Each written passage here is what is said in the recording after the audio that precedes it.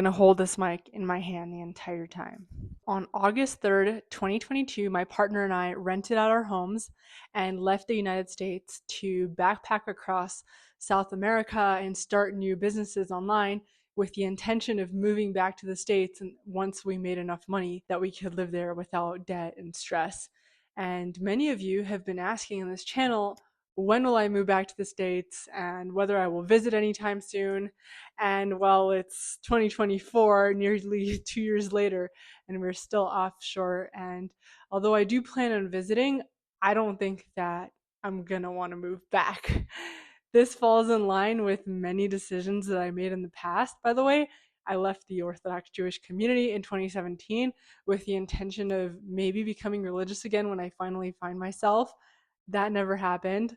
I left California and moved to DC with the intention of moving back once I became famous. I did become semi-famous in DC and I visited California many times since then, but moving back to California still didn't happen. And I also left DC and moved to Texas with the intention of moving back to DC once I make money in real estate. That never happened either. And in between, I've spent months here and there living in different states, such as New York, Virginia, being affiliated with all kinds of different communities. And one thing that I've discovered about myself is that while I might go back and visit all the places where I lived in the past, I don't seem to enjoy the idea of moving back to a place where I wasn't as comfortable or financially stable as I am now. It sort of feels like moving backwards, especially since my trajectory has been very slow but constant upwards. I do miss my family and friends though, and if you fall within that camp, I love you and I hope that you're doing okay. This video is not focused on my entire personal journey, by the way. I just wanted to put the topic in perspective for you guys. I'm now living in Chiapas, Mexico, where I'm working on improving my mind and body around beautiful views and wonderful people. And aside from the occasional very uncomfortable stomach bug, Mexico has been very pleasant so far. So let's talk about why I don't plan on moving back to the States at this moment. The first issue that comes to mind is financial stability. Since that's the reason that I initially left the States to begin with, I wanted to make money and then come back to the States when I had enough to survive there. In many countries throughout Latin America, the lifestyle is cheap enough compared to the States that you can live pretty comfortably on relatively very little money while continuing to work on your laptop. So a lot of people do that. It's called being a digital nomad. But throughout our travels, we also noticed that there's enough luxuries and amenities that come with living offshore that even if I did have enough money to live the absolute best and most luxurious lifestyle back in the USA, I still wouldn't have access to certain comforts that I would have living in other countries. So in other words, there are certain comforts that I've noticed through our travels in so-called third world countries that no amount of money would be able to afford if I were to go back to living in the United States, even as a billionaire. And one of those comforts is access to a healthy lifestyle. You'll see this in a lot of very developed countries around the world. I'm noticing certain unhealthy lifestyle factors that come with being a highly industrialized country. One of those factors is car dependent cities. I personally don't like having a car. I would rather bike or walk everywhere, and that's really hard to do in most cities around the US, at least without a lot of hassle and losing time. Another factor is the healthcare system.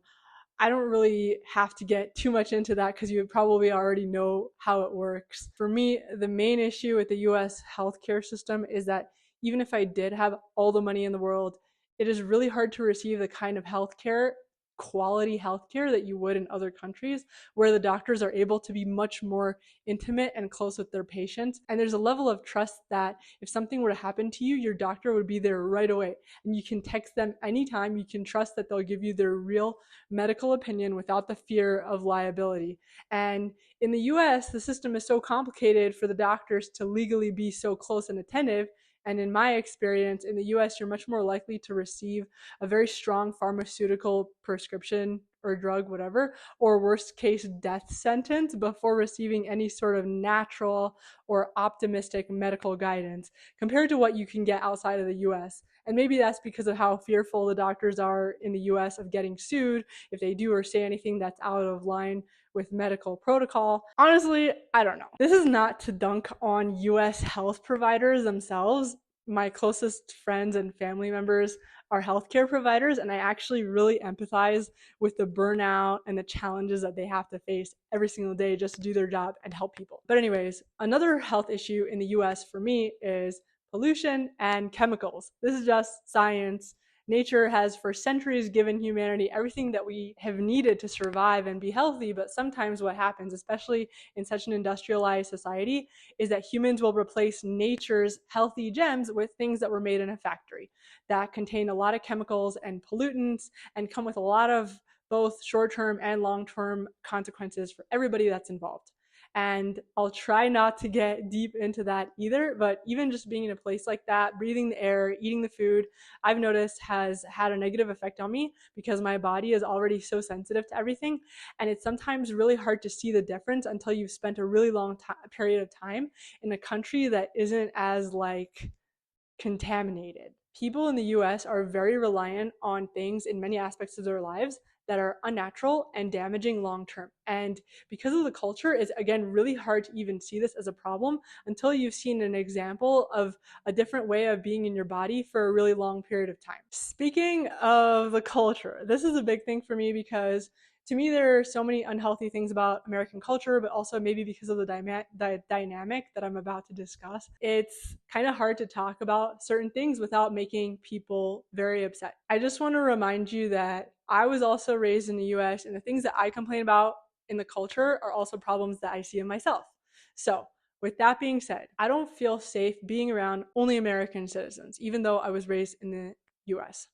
And there are a few reasons for that. Some of them, again, having to do with liability and the way that the legal system works. But actually, my main reason for that is that I feel like Americans are on a large scale living in a bubble that we don't realize. And that causes us to be triggered very easily, which will create other problems down the line. You might not see yourself as being a traumatized person, but if you're in the same traumatized culture all day long and you're constantly being exposed to the same traumatized art, news, entertainment, you can become re-traumatized by certain things without realizing it. I already have a lot of my own trust issues, but because of my already existing issues, it's especially hard for me to form long-lasting relationships with other humans without the constant underlying fear that I will eventually say or do something that will make other people angry and maybe try to throw me under the bus when I least expect it. And this fear can be pretty debilitating. And I know there are really amazing people in the States. Actually, my best friends in the world are Americans. Even traveling, our best friends are Americans, just like me. So this has nothing to do with you personally if you're watching and you happen to be an American citizen. I've dealt with these anxieties my whole life and it's personal. But anyway, because of that, it makes me feel safe to not only have American friends, but also have friends that are from other countries without the same exact traumas. And this makes me feel safe to know that if I were to accidentally offend one group of people, that I won't totally be isolated or have to start again from scratch all over again. In American, or let's say Western circles, you can also become a little bit weak when it comes to survival, in my opinion, because you're only being exposed to a way of thinking that is not very conducive to survival outside of your bubble. So for example, in Farsi, when I was little, I learned the story of Dusi Khale Khaisi, which is basically about a little bear that wanted to help their friend that had a bee on their head. And in order to help them to kill the bee, the bear whacked his friend on the head to get rid of the bee. And the moral of the story is that sometimes you can have friends that are very nice and well-meaning, but without accountability or being smart, they can still hurt you. But you might say, oh, they're so well-meaning, or they're a victim of this or that, so you can't blame them. And in the English-speaking culture, in my personal opinion, there's often this idea that the results that someone gives you doesn't matter, because as long as that person is poor or they're like a victim and their intentions are very well-meaning, then you kind of have to just put up with whatever problems they throw your way. And I see this a lot as a landlord in the US. People will often say that they can't pay their rent, or if they already paid, they will want to ask for their money back. They ask it very nicely. They say it in a very oh, I'm so sad way. And they kind of act like I'm some kind of large company that offers a financial aid program. And it's so silly to me because you think that in any other country, anybody will respond to you when you say that you can't pay your rent. They'll send a hitman to come after you to force you to pay your rent. And they won't even think twice because nobody owes you charity for how nice or poor you are.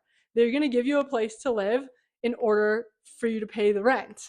So that's another thing that I really don't want in my life, that attitude. So in addition to having friends of different cultures, I'm also trying to learn different languages so that in the future, if I have kids, they won't have to be limited to only the paradigm of English speaking cultures. They'll have diversity. Right now in my pocket, I have English, Farsi, Hebrew, basic Espanol, and hopefully soon Mandarin Chinese. I really hope that if I'm privileged enough to have my own kids, they won't be as weak or easily triggered by everything as I am, especially because I'm right now in such a very healing focused stage in my life. I've had to cut down on certain things like watching the mainstream news and screen time. I've been also focused on trying to be very radically honest and very open with my feelings that I possibly can, even at the risk of offending people. That's something that I've always tried to do, but it's really difficult to practice like radical honesty in a culture where it's so normal to become very insulted by everything personally. And just saying certain things in public can turn your life upside down. In most Latino cultures where we've been living, the opposite has been my experience. People are very open and inviting to all kinds of speech. You can literally call somebody a fatso to their face and they'll laugh and maybe even pat you on the back. It's, to me, a very beautiful thing to be around, and it feels like freedom. Speaking of freedom, I'm afraid that if I move back to the States, I will lose certain freedoms. So right now, in large part, thanks to my US passport, I can travel anywhere. I can say whatever I want on the internet because I'm not around people that will be offended. I can run online businesses with US bank accounts. I can have great legal tax write-offs for traveling and not being in the US. But I don't feel safe that a lot of these freedoms will stick around if I only have a US passport. And the past few years are proof that they can take away all that with a finger snap.